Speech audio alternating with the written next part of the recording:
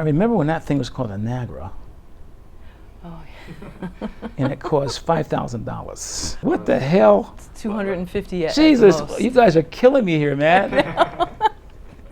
250 bucks. Yeah, less than 300. Great sound. Yeah, great sound.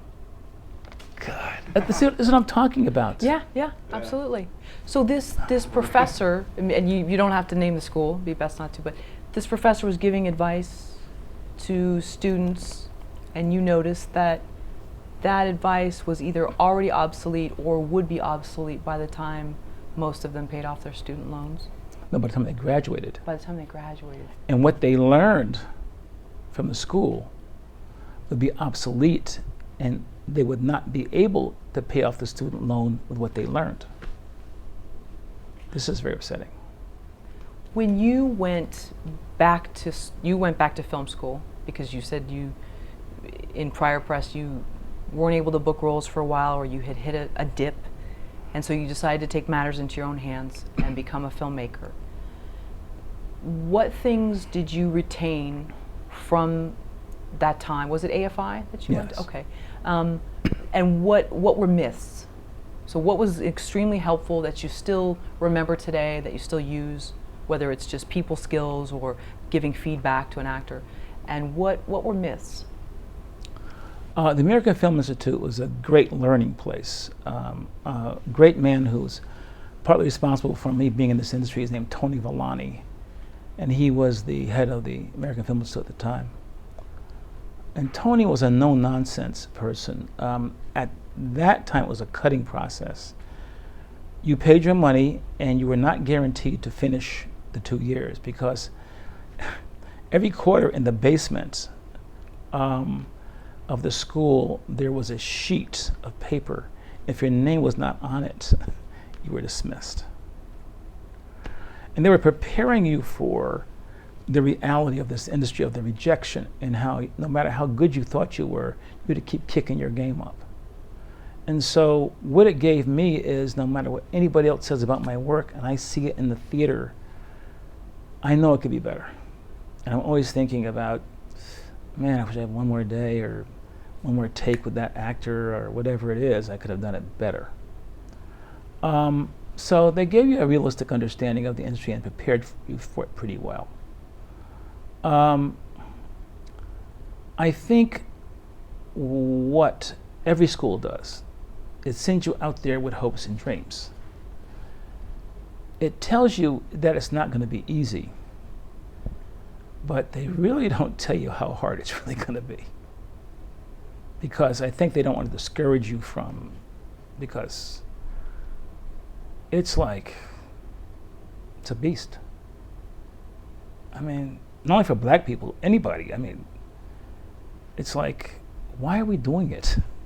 You wonder sometimes. You just, I mean, well, you know, I could retire. I mean, I could just live. But you know, there's something that I had a dinner at my house. This was like a year ago, and like 9 people were there, and the discussion was about, in your lifetime, out of all of the people you've ever known, what percentage of them ended up doing what they wanted to do with their lives? Percentage was 3%. So when I look at my good fortune, all I continue to go through and have been through, but I am still doing at my age what I want to do with my life, and I wake up every day and I want to do more. I do never want to retire. No matter what the pain has been, I feel I've been blessed. Because most of my friends that I grew up with are dead. Or if they're not dead, they retired from jobs they hated that they did for 35 years or more. And they retire and they sit on the porch and go on cruises and stuff, which is okay. They never enjoy one day of work. Not one day. There's something. Why do you think most people choose that? Because I think, you know, most people know deep down inside what they really want to do. Is it just that it's too difficult? Well, why do most people make that choice? I think security. There's some security in having, 2 kids and the house and the car, working at a job that gives you insurance for your family, vacations, retirement guaranteed. There's a certain security about having that. Some people weigh happiness against security. For 90% of people, security always wins. Particularly if you have kids, because once you have a child,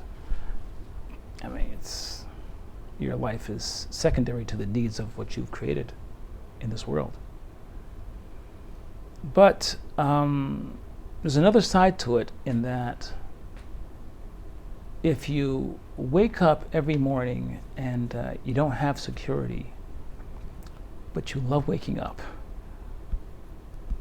you love going to work, you love the fight, no matter how painful it is, you will, okay, Goliath, my stone's not that big, but I see your damn eye, man. I see right here, man. I'm not saying today, but you see this little, I'm twirling the stone, It's taking me longer than I thought. You're going down.